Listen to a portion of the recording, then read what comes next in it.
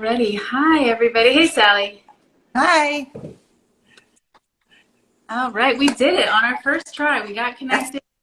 Everyone's here. People are coming in. Thanks, everyone, for being here right on time. You guys win an A for the day for sure. So, Oh, yeah, what's that? I'm excited.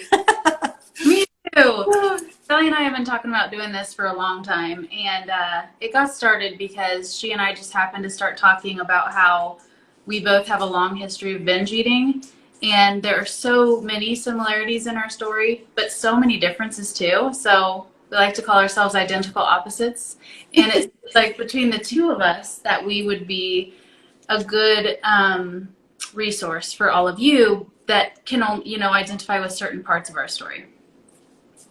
Anything to add to that, Sally? Oh no, you said it so well. I know we came up because we started talking and we're like, we both had this binging going on, but for completely different reasons. Some of them, combined, but the reasons were different. And like mine were more emotional and sensory, and yours were like compulsion, and it was different but the same disordered eating. And then we're like, well, but we also solved it the same way but in a different way, using the same way of eating but in a different way. So I'm like, God, I says we could reach so many people because not everybody's the same. And so I'm excited. So maybe let's start with little introductions for the people that don't know me and the people that don't know you. And then I'll start actually a couple housekeeping things. So if you have any questions during this whole live, there's a little question bubble down at the bottom. Instead of putting your question in the comments, put it in that little question bubble because that'll help us to keep track of it a lot more easily. We are going to cut it off at the most in 1 hour because we value your time and we've got stuff to do too. But this is going to be multiple parts because we have a lot we want to talk about and we want to be able to answer your guys' questions. So any questions that get unanswered today, you can leave them in the comments below once we post the replay, or we've actually created a Facebook group that we want to invite you to join if you're interested. And so at the end of this live, we will give you more details about how to find that. But introduction-wise, my name is Jen. Delighted to meet you on Instagram. And I've been carnivore for about 9 months now. I started it for autoimmune issues, but the most miraculous thing that happened also was that I was literally cured of my 20-plus year history of binge eating. So super happy to be here today and very happy to be sharing this time with my new friend, Sally. Hi, I'm Holly, and I'm very delighted to be here with you. I'm so glad we met. I'm under Carnivore Angel Healing on Instagram, and I am 20 months in carnivore, and right smack dab in the middle of that, I kind of lost my mind. But we'll kind of discuss why that happened. I hadn't quite let go of like sweeteners, so it kind of derailed me a bit. But yeah, I've used carnivore to overcome my binge eating, and it's been the only thing. I'm sure like many of you, you've tried everything, not just to lose weight, but to just heal. And I've done it all. I mean, you name it. And I'm just like, if I was the worst kind of sugar addict, if I can overcome this in the way that I was and to the way that I am now, anybody, absolutely anyone can. So that's kind of why we're here to go over all this. Yeah. So we actually have a question already. Let's answer that. And then we wanted to kind of get into our history of binging. So you know exactly what that looked like and you can decide, do I relate to that or are these women actually crazy and I'm in the wrong place? So the first question was from Christine. She asked, when you started, did you feel guilty and weird not eating vegetables? So I'll state for myself, I wouldn't say that I felt guilty or weird, but I understand that there are just a whole array of emotions around food when you're coming from a binge eating history. So I don't discount that you might have felt that. I didn't. I felt like this is completely different than everything I've ever learned. But just prior to going carnivore, I was eating tons of veggies and I was the sickest I've ever been. So I felt fine about it. How about you, Sally? Um, I never liked vegetables. So, and it's funny because I look at all of this and everything we hear about vegetables, and I understand why I never liked them, why my body didn't like them. I used to try and force it because that's what you're supposed to do. And I would take pounds of spinach and put it in the blender. You know, it's the only way I could, get it down. And I forced myself on keto and on other different programs because that's what you're supposed to do, and never felt right. I'd never been sicker. So giving it up, no. I was like, woohoo! I don't have to eat vegetables. This is perfect. Yeah. So there's one way we're very similar. Yeah. Um, okay, so let's get into our story a little bit. I started binging around age 15. That's also when I started dieting. And I am 100% sure that my binge eating disorder was a response to me unhealthily restricting calories and nutrition to try to lose weight at a young age. And clearly, my body didn't want to just die, it wanted to live. So it created these strong urges that I couldn't control. And I was so young. I mean, my brain wasn't even fully developed. So I started overeating, binging, and then that led to this dopamine response that was like a drug. And so then I would seek out that response. So it was just this constant binge urge cycle. I would say that it really wasn't related to emotional stuff, though of course I had some trauma in my childhood, because who didn't? But I don't think it's related to that. And so just one kind of example of what binging looked like for me. Um, so I'm divorced. Most of my followers, I don't think you know that, but I am divorced. I've been divorced like 10 years. And once I was at a movie with my husband, and because I was with him, this was a pretty controlled binge because I've never like let that demon out in front of other people. It's always hidden. But I remember we went to the store to get some candy, the dollar candy for the movie, and I got Milk Duds, one of my most favorites. And then we also probably had like Five Guys for dinner and like a giant bowl of popcorn at the movie. But I was just eating through all of this during the movie. And I finished my Milk Duds, but I was like desperate for more. So I went to the bathroom. Well, I pretended to go to the bathroom. So my husband was there and didn't know what I was doing. And I went up to the movie counter, bought another 2 boxes of Milk Duds so I could keep one in my purse and then eat one. He'd never know I'd already finished one. And probably even more candy. I don't remember, to be honest, like eating it as I'm walking into the movie, and then get into the movie and I'm just bloated and sick and blah, but just cannot stop it with the Milk Duds. I mean, it was uncontrollable. So that's not my highest moment in my life, but that's just one example of what binging used to look like for me on a good day when someone was there to kind of control it a little bit. Yeah, I can completely relate to that. It was a lot of hidden eating. Towards the end, though, not so much. Um, I I think I started in my teens too. It's always was definitely connected to I got to start a diet, and the panic that sets in when you're like, I can never eat any of this stuff again. I can never eat any of the sugar, any that's good. And so then of course it makes you want it more and I go buy more. But at that time too, I became bulimic because I would eat all this stuff. I'd be in the bathroom eating this stuff and then I'd throw it up, because I figured, okay, I need to get this out of me and then I can eat more and then I can throw it up. And not a good time. And my stepmother was smart in the sense she saw what I was doing.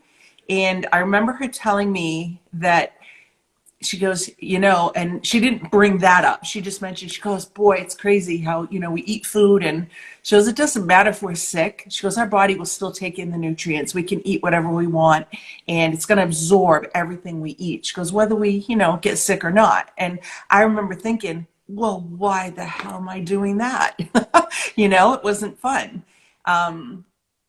But it wasn't horrible like the binging back then, as bad as I got older. And the more emotional stuff that hit me, the more I needed to bury that emotion. And I couldn't handle feeling it. And so I would just eat. And it was always sugar, always sugar. And I could live on sugar for months, months at a time with no protein. And so my immune system tanked, of course. But I'd go in a grocery store, and I'd be like looking around at everything. I'd imagine how it would taste. It was very sensory. I'd be like, imagine it in my mouth, what it would taste like, what it would feel like, how I would feel. And it was like, if I could feel it, in the cart it went. And I did this throughout the whole grocery store. And of course, it's just me.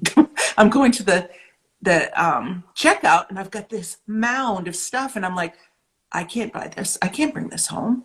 I can't do this. I can't start my diet tomorrow. I'm like, but I couldn't put it back. I couldn't put it back. And so I would go home. I'd buy all this and I would go home with it. And I would eat. Thing is, I didn't mound until I was sick. I just grazed all day long. I just kept putting it in, putting it in. It was always sugar. And I would sit down and eat it. I would have it in my purse. I would have it in my bag for school. I would have every place I went. It was in the car. And I needed it to just be constant, because when it was going around my tongue, when I was feeling that, I couldn't feel anything else. It was like all the emotions gone, everything else, because it was so distracting in a good way, and it was like my best friend. And so to go from that to none, I literally had to go cold turkey. I can't moderate. I cannot do a little bit at a time. So I just cold turkey carnivore, and the best decision I ever made. I mean, I've got strategies for how you do that, but we'll get into that after. Yeah, I completely relate to so much of what you said. As far as like this mindset, I think a lot of binge eaters have this mindset of, well, I already cheated, so I need to eat everything I can get right now. Everything I've been wanting: McDonald's, French fries, blizzards from Dairy Queen, pastries from the grocery store. I need to make a cake, eat the whole damn thing. I mean, all of that today, because tomorrow I got to start my diet again. Mm-hmm. But of course, that doesn't work, because then tomorrow your body is like a raging insulin storm and you feel terrible about yourself. So that's not a good place to be approaching any kind of healthy diet.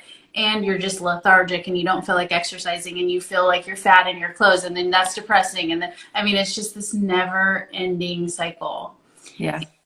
So yeah, like you, I've had to go completely cold turkey, no sweets, including fruit, honey, all of that, because I don't know now, 9 months later, if that's still inside of me. I might be able to control it now, but it's not even worth it for me to find out, because it's risky. And I don't even crave any of that sweet stuff anymore. And I truly see it as poison for my body, at least. So it's just, at this point, not a non-issue.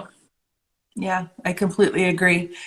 Everyone says, well, but I can't do that, or I can't live without that. And it's like, you know what? I thought so too. And it was funny because when all the cravings were gone, I remember thinking, going, did I even like chocolate? I mean, I know I did, but I mean, I used to think that because I'm like, I didn't crave it, didn't want it. And for that to be gone, because when it's there, it's just controlling your mind. I call it the sugar mind, and it gets you thinking, well, just one bite.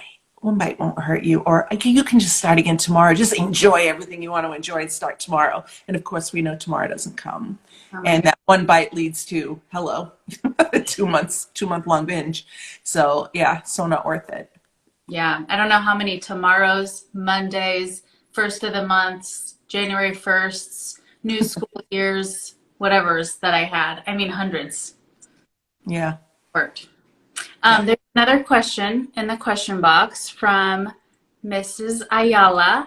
Did you both start keto and then transition to carnivore? And that's actually Marcia who asked that.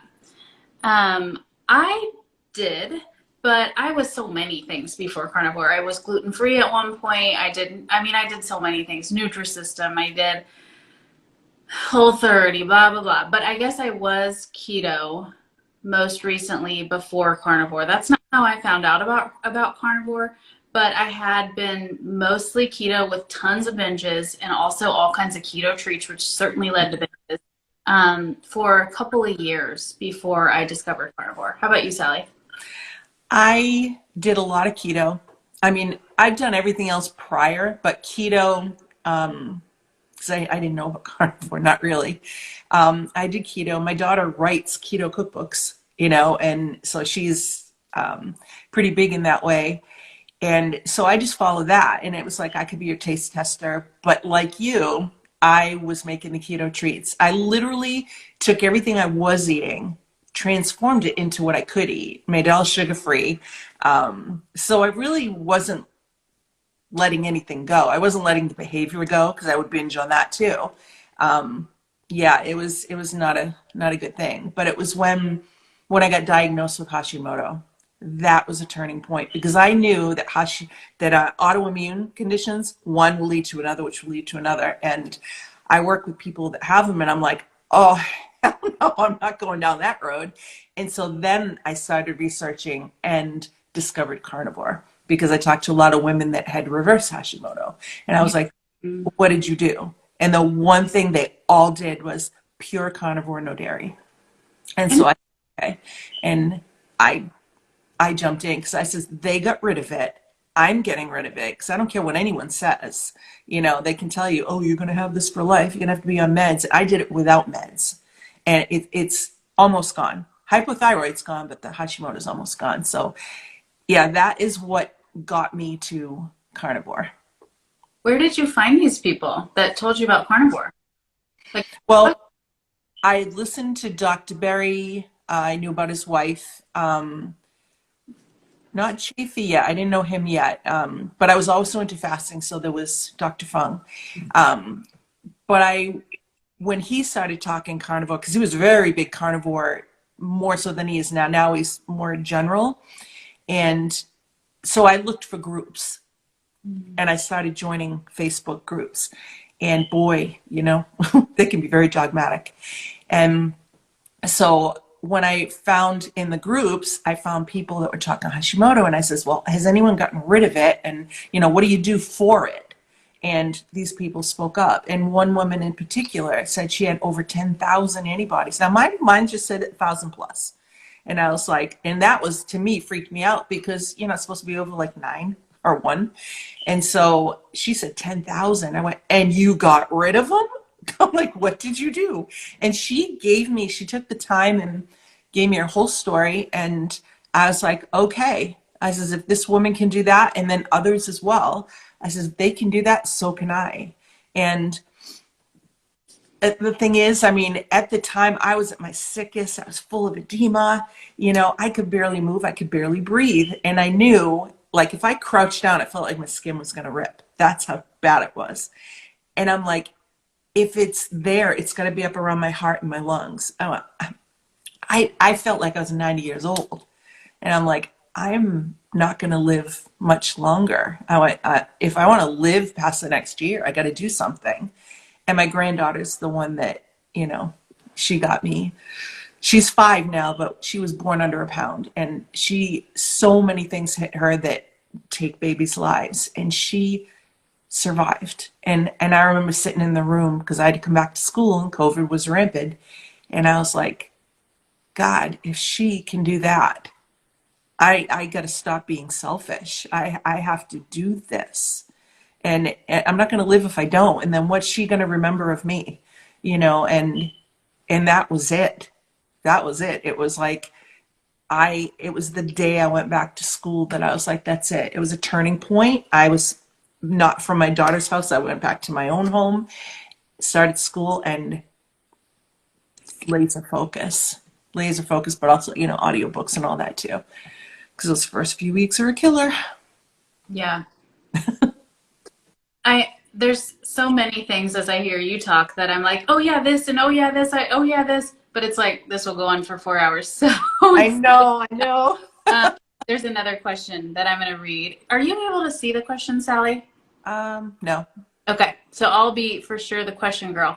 So Angie asked, have you ever heard of anyone getting rid of their environmental allergies or talked to anyone that has gotten rid of them? Yeah, go ahead. You can start, Sally. Absolutely. I had them. And it's just, way of life. That's what you think. and I had read about dairy mimicking seasonal allergies, and I'm like, whatever, I doubt it. I didn't believe it. But of course, when you go carnivore and not having dairy because of Hashimoto, it's like you get rid of the dairy. As soon as the dairy was gone, it was like within a month, I'm like, all that sniffling every day, this constant sniffling, I don't have any of the symptoms I have, all the sneezing that when the seasons change, and just depending on what you're allergic to, or supposedly allergic to, it just all stopped. And not only that, it's like the dairy, all my upper airways they shrunk, and there was no more of the sniffling, no more of the like constant cold. Because let me tell you, I took Tylenol cold daily for years because it would like dry things up, and I just go about my day. But yeah, it gone, but it's definitely connected to dairy. So I never had bad allergies like that, but I did have seasonal allergies that would be bad for about a week. And I don't have that at all now, and I do have dairy. In fact, there's 2 tablespoons of heavy cream in here. So even with a little bit of dairy, I think many people have a lot of relief from allergies on a carnivore diet. And I just watched a video from Bella, Steak and Butter Girl, yesterday.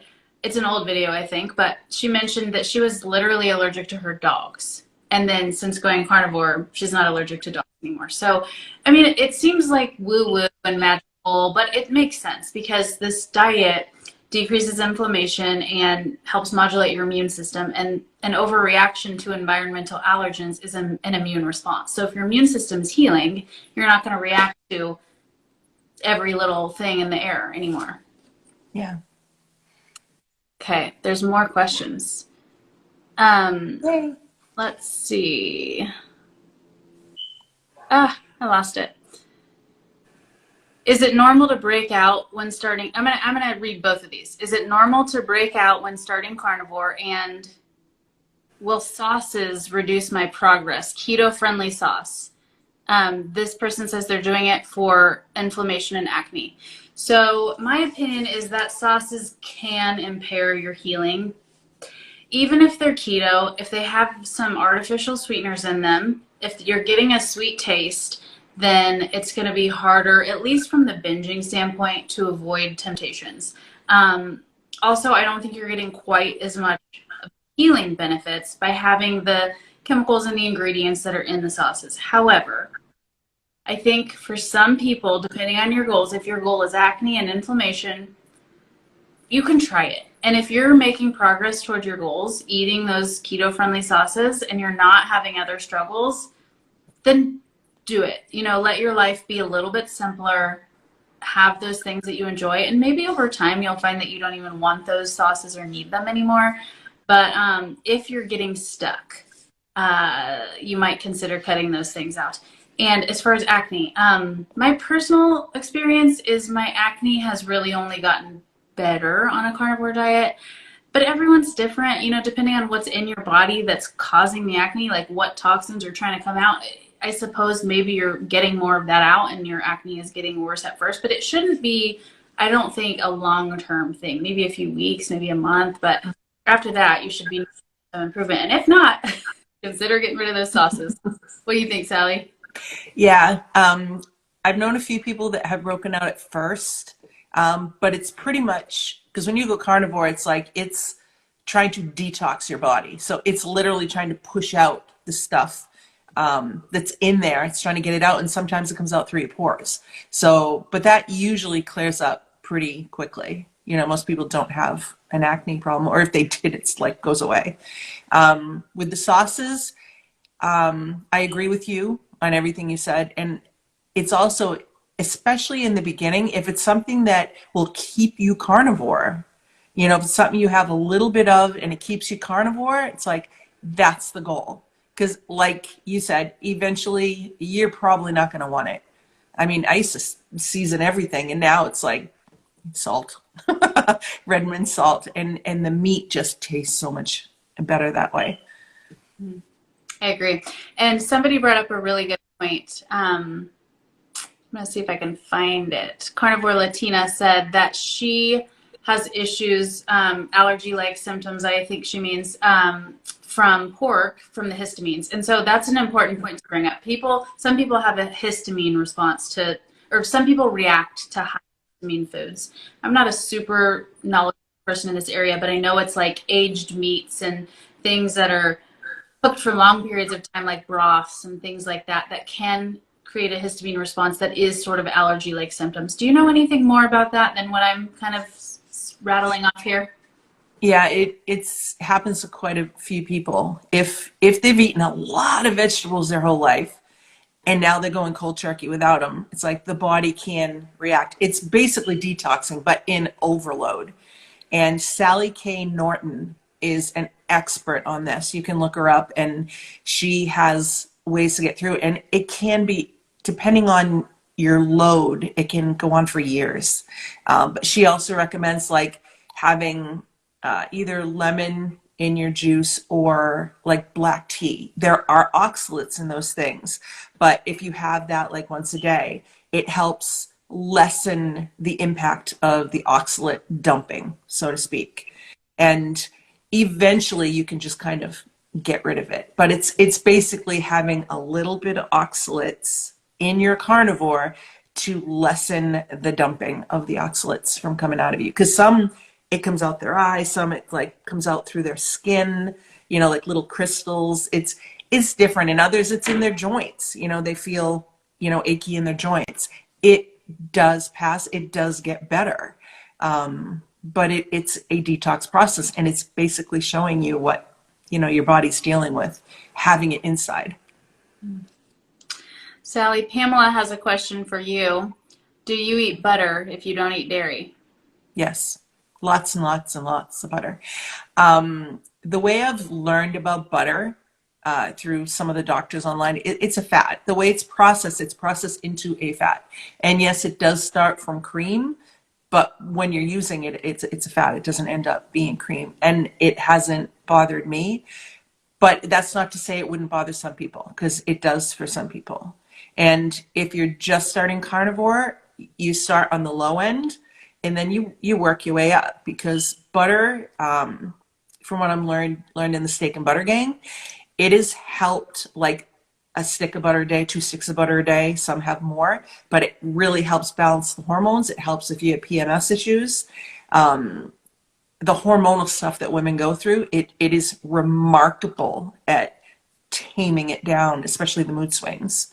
So yeah, I love butter. Okay, one other question up here. Have either of you been insulin resistant while eating a zero carb diet? If so, do you have any tips to help with that? So I don't think I have. I don't think I was really insulin resistant before, which is remarkable given how many sugar binges I've had in my life, hundreds, thousands probably.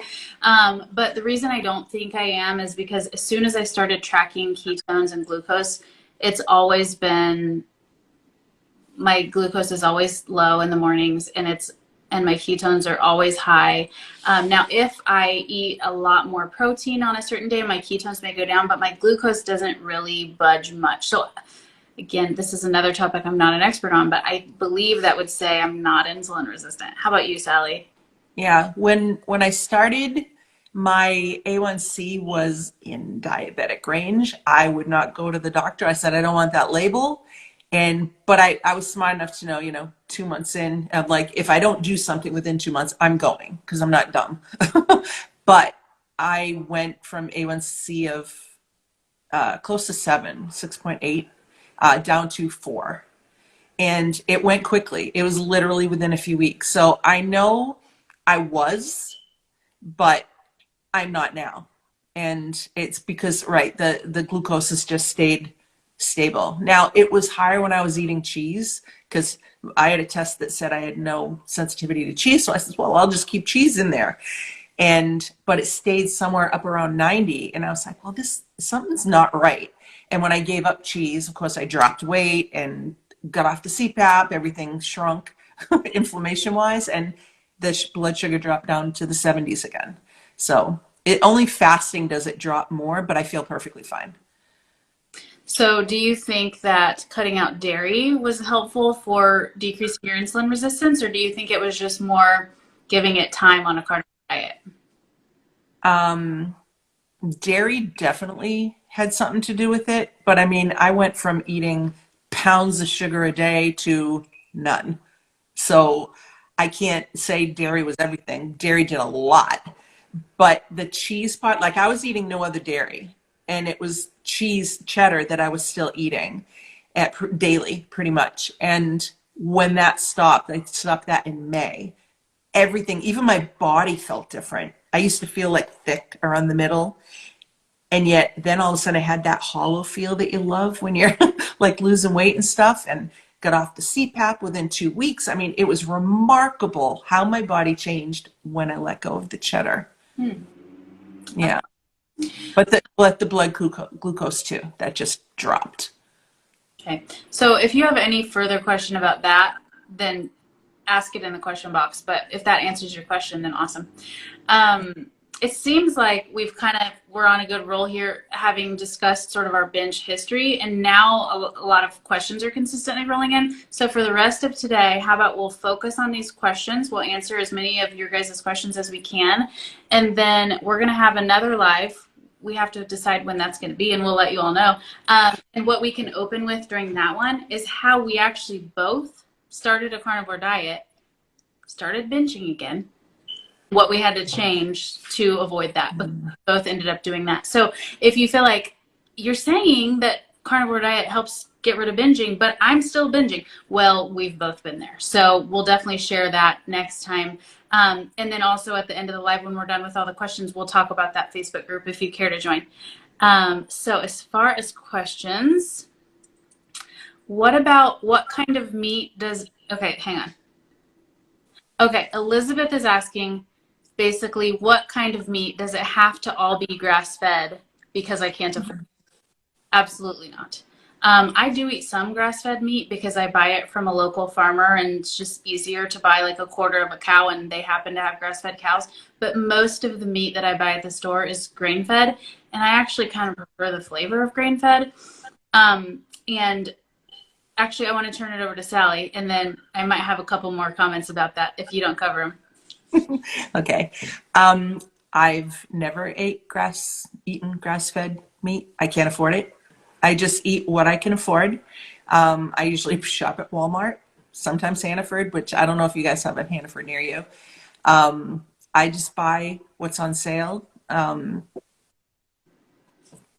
I haven't had an issue with it, and I've healed. I mean, I can post it afterwards, like in comments, like the list of stuff that I've healed in my body. But I just say buy what you can afford, eat the meats that you like, because don't force yourself to eat meats you don't like, because then you're not going to stick to it. You want to enjoy what you're doing. Yeah, one of the carnivore influencers that I most respect and get a lot of information from is Dr. Anthony Chafee, and he once said something along the lines of, sure, if you can afford grass-fed, do it. You're going to be like the gold medalist in the Olympics. If you can't, and you only get traditionally raised, grain-fed, cheaper cuts, whatever, you're still the silver medalist. So it's like you're still the second best person in the world at that thing. So yeah, it makes such a little difference. I mean, if you have all the money, sure, do the grass-fed. Those animals might have been more humanely raised and whatever anyway, but our top priority is human health here. And so, you know, sometimes that looks different for different people depending on their access, depending on their socioeconomic status and all that. So don't get caught up on that. Okay, another question here.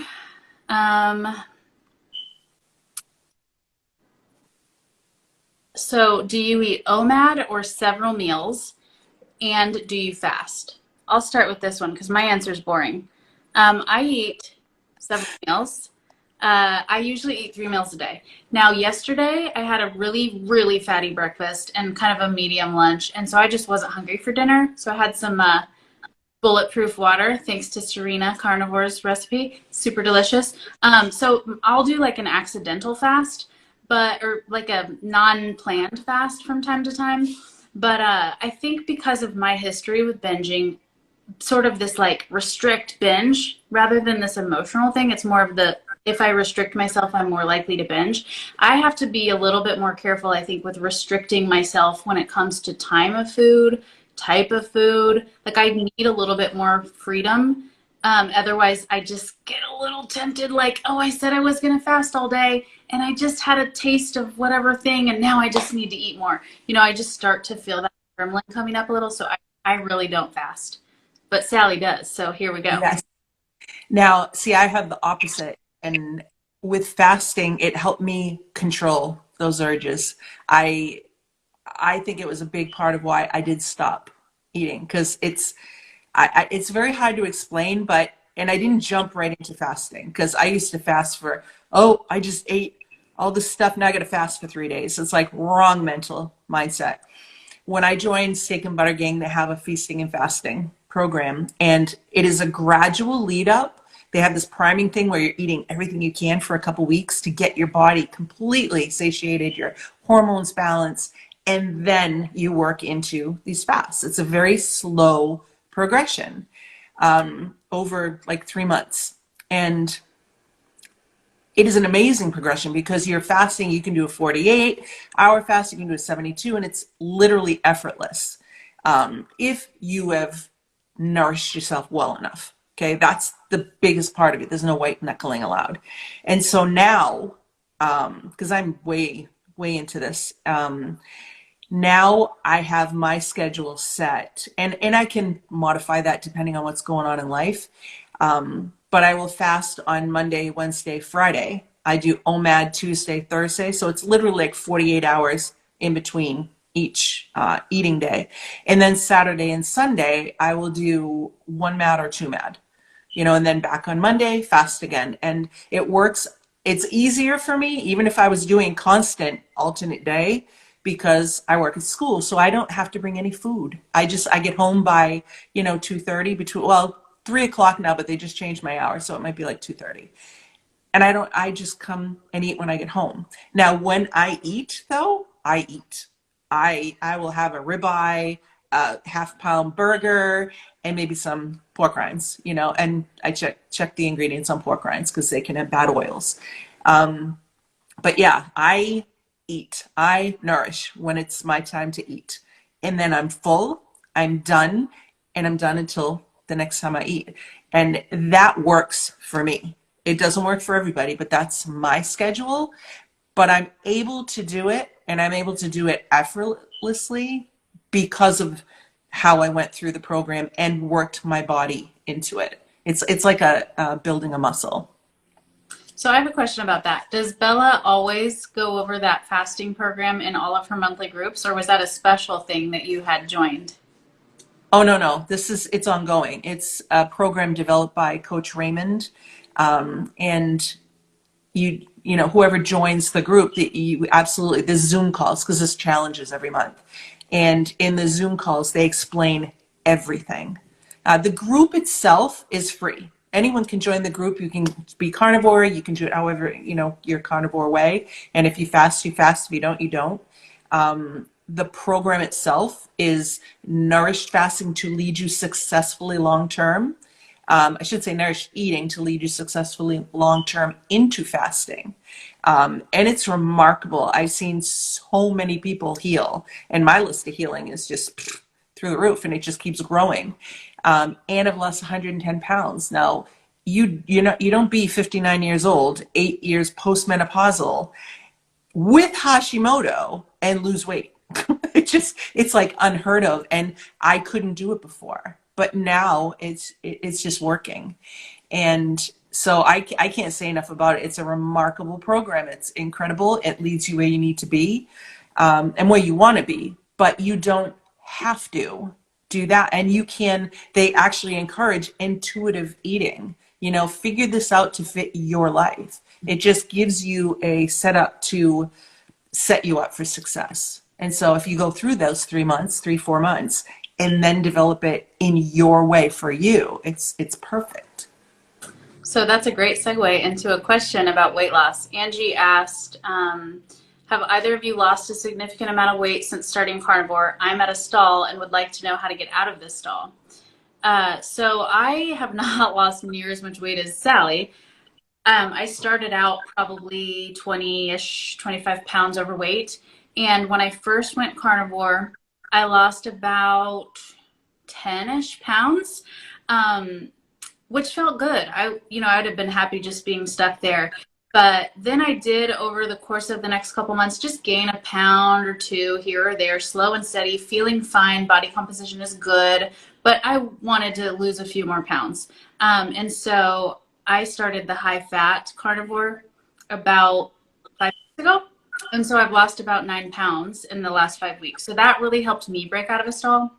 But especially because we're talking about binging today, I want to say I do not recommend that way of doing carnivore for anybody who's newly on carnivore in the first couple months, or not in an easy peasy, this is the best thing ever place with the carnivore diet, because it adds complication. You have to track, you have to measure, you have to test your blood and check your ketones and all that. And I think if you're already struggling, you're just putting fuel on the fire of that struggle by adding more things that could go wrong and might make you feel like, damn it, I'm not making progress or whatever. I just do not recommend it for anybody who's not smooth and easy, smooth sailing every single day. But if you are in a good place, you just want to lose a few more pounds or some other goal that you're just not quite achieving, I think high fat carnivore, getting 80% of your calories from fat and 20% from protein, is a very useful tool. Yeah. When you're starting, just focus on carnivore. Just focus on eating meat, fats, being satiated. Because carnivore itself will stop the cravings. It will nip them right in the bud. In the beginning, still can't do anything that tracks. I track nothing. I pay, however, I was a numbers girl, still am, but I was checking glucose, ketones. I would weigh myself every day. I wanted to keep a dialogue. I says, this is something I'm doing and I want to keep track for like future reference. Like, what did I do? What worked? What didn't work? And I blood work every 3 months, all the Hashimoto stuff, the other numbers. I wanted to keep track of everything. I wanted to know what was working, what wasn't working, but I made myself nuts. I literally did. And there was a day when I felt like I wasn't getting anywhere. And I was on one of the Zooms and Coach Raymond's like, you just need to let go. And I actually think I did have a meltdown. I didn't know how to let go. I didn't know how to just be. But I processed that for a week. And once I did, it changed everything.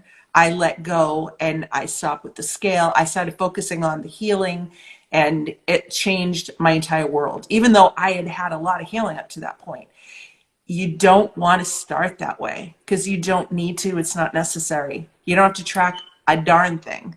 You just have to eat the right foods, and then it'll get you to a point. And then at that point, if you need to change something, you want to tweak something, then do it. Then look at something else. But to start, it's like, don't stress yourself out. It's just not worth it. It'll make you quit, and you don't need to. Completely agree. Would you say that's true for fasting too? Would you recommend waiting on the fasting to see how you're doing on regular carnivore? Absolutely. Definitely get your body nourished, because most of us, no matter what we weigh, have been under eating nutritionally for years, decades. And it's hard for people to eat. It's like, what other program tells you to eat? Eat until you're full. Nothing does. And you have to do that. You have to almost overeat a little in the beginning to just get your body nourished. And your body's going to tell you when it's had enough. It's going to be like, I can't do this anymore. I'm going to puke, and that's when you're like, okay, my body's ready for like maybe a 2 MAD instead of 3 MAD. And then you work your way, and we get to OMADs, and then you'll forget to eat. It's remarkable when you forget to eat. It's like, woohoo, and that's when your body's ready for some fasting. But to jump in, some people do because they're so focused on weight loss, and carnivore is not a weight loss diet. It is a healing diet.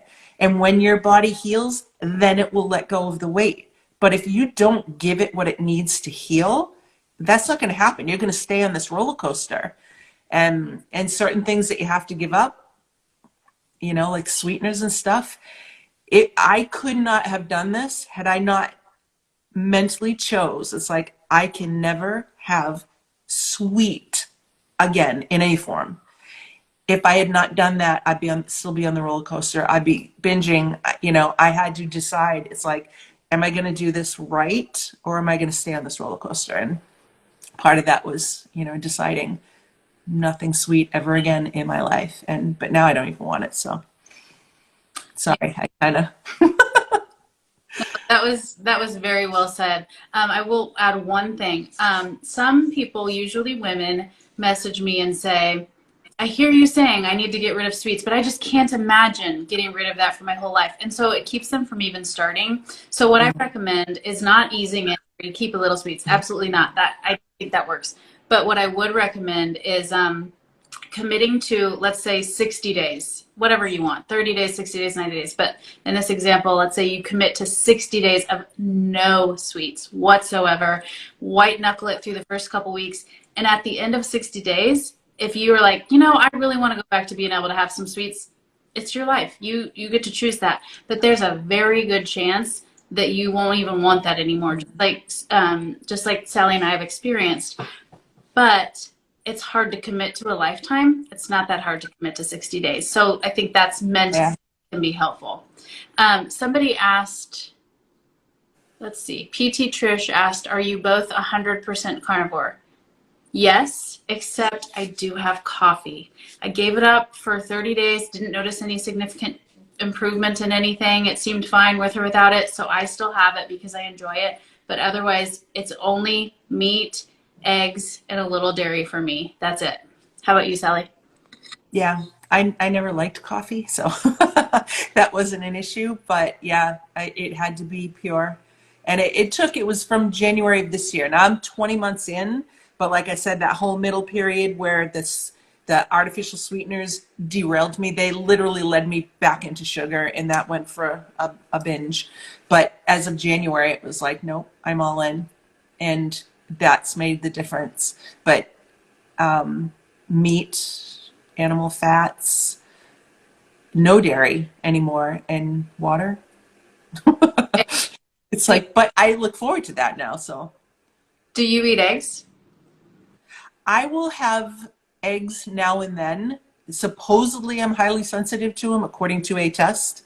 The whites are high, the yolks are moderate. So, but see, I have a lot of foods on that list, and nothing has ever bothered me to eat. But I knew it was doing something. It was probably all inflammation. So, yeah, I will have them once in a while. I don't eat a ton of them all at once. I did try the fatty latte with eggs, and it was incredible.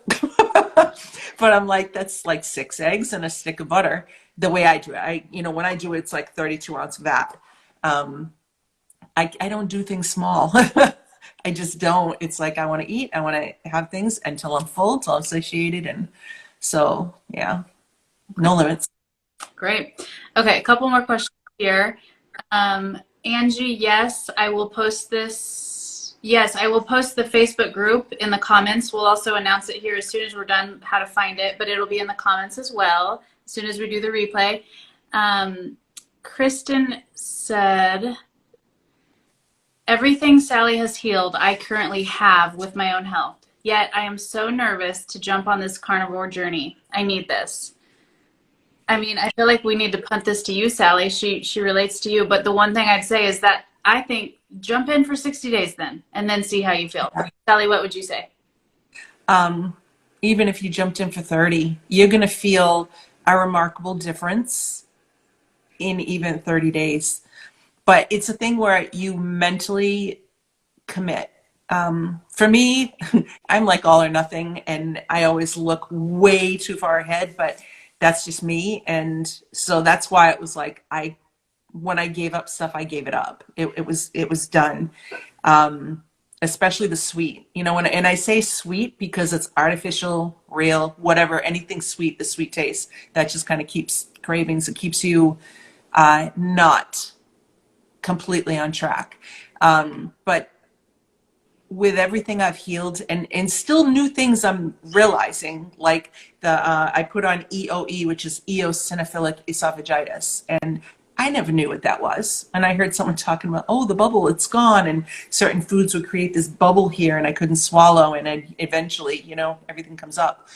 And I was like, oh, that's what that is. And I'm like, I don't have that anymore. Very, very rare. If I eat out in the seed oils and something, it will rear its head. But you can do this. And knowing me and knowing how I used to live on sugar and live on all these things I shouldn't be eating that were literally destroying my body, and to be where I am now to me is a miracle. It is an absolute miracle. And even when I got off track and got back on track January, Carnivore was the easiest thing to get back to, because there are no limits. You eat as much as you want, as much as you need in a moment. And even if I were fasting, if I were having a moment, I would break the fast and I would go have a meal before I would ever give in to something that's going to hurt me. And the way I speak about like the sugar mind, I call it, is it abuses you. It becomes your best friend, but it abuses you. It controls you. And would you ever let anybody abuse you? Would you not let anyone abuse you like that? And for me, it was no. It's like, no one. But yet I was allowing myself to abuse me. And so that had to stop. And I promise you, and I can promise you this, if you are pure carnivore for 30 days, you're going to feel like a whole completely different person, because it changes the way you think. All of a sudden your mind just gets clear, and all the things that were making you feel like you're in this fog and just making you feel like you can't do something is gone. And then you're like, wow. And your thoughts, I can't even explain it. They're just so completely different. And then you're like, I'm going to do another 30 days. I'm going to do this. Or you're going to jump right in and be like, I'm just doing this because I feel like me again. I can't tell you, I went decades where I just wasn't me. And now I'm me. And I just want to make sure everyone else can have that too. If I wasn't already carnivore, I would be now. That was so good. Here's a fun, quick question. What is your favorite meat? Mine is a bone-in ribeye. Ribeye. Absolutely. Yep. Great question, Nina. Okay. What is bulletproof water? Pamela, bulletproof water is hot water. I get it boiling in the microwave, and then a tablespoon of butter. I actually like to use browned butter, and about a quarter teaspoon of salt. You can just mix it up, or it's better if you throw it in the blender or the NutriBullet. It gets real frothy and delicious. It's warm and cozy. So on a cold day, it's great. Do you guys use electrolytes? Elizabeth asked. I do. I have a lot of issues with cramping. I exercise a lot. And of course, just no processed foods with all those kind of salts and stuff. But I salt my food very heavily, and I use Redmond Real Salt electrolytes. And I recently started using magnesium spray, and I haven't had any cramps in multiple days, which is like a new record for me. How about you, Sally? I keep saying no because I don't drink the electrolyte drinks, but I do take magnesium glycinate every day. I take 1 magnesium citrate. The dose is 3 capsules. I take 1 every other day, only on eating days. And that seems to be like the perfect thing for me. Now, I was hypokalemic, severely low potassium, and healed that. So I don't need that anymore, thank God. But I use Redmond's salt, absolutely. I'll salt everything to taste. Some days I just want that salt, I crave it. Other days I don't need it at all. So I just really listen to my body. And if my body wants it, I give it. And that's the same with fats or anything. It's like listen, and because your body will tell you what it needs. Agreed. For the first month or two as a carnivore, you're not going to recognize those signals. But after a month or two, fat and salt, like you know exactly how much you need based on what it tastes like, what kind of truly like the signals your body's giving you.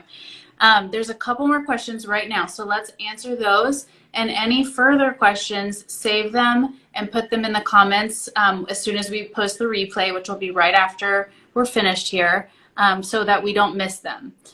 So someone asked, what's brown butter? Basically, you just melt butter in a pan and stir it around for like 5-10 minutes until it starts to turn brown. The solids will separate from the butter and they'll kind of be little sort of sediment on the bottom. And then as the liquid butter starts to turn a little bit light brown, you take it off. You can pour it in a little molds, or you can put it in a bowl, stick it in the fridge, and then mix it up to be like a, what's it called? Whipped brown butter. Once it's more solid, it's delicious. And then oh, that's my dog. Someone asked, are you eating butter with these meals? I'm still trying to figure out how much butter I should be consuming. I'm always thinking it's too much. And she asked, like 2 tablespoons per meal. There's no limit. If your body is telling you you need more butter, you need to eat the butter. So don't get hung up on that. Would you agree, Sally? Yeah, I don't measure anything. I just eat what I want, what I feel. I don't measure a darn thing. Okay, you guys are super interactive. Thank you for all the questions and for being here. So I'll let Sally announce our group. We'd love to have you join us there if you want to continue the conversation amongst each other, and Sally and I will both be in the group as well. And also, like I said, we're going to have probably at least 2 more of these lives related to binging. The next time we're going to talk about the pitfalls that we faced as carnivores still binging and what we had to do to reset and get over that. So okay. Go ahead. Yep, we started a Facebook group. We wanted to start it before this live so that you guys, if you wanted to connect, you'd have a place to go. It's called Binge No More on Carnivore.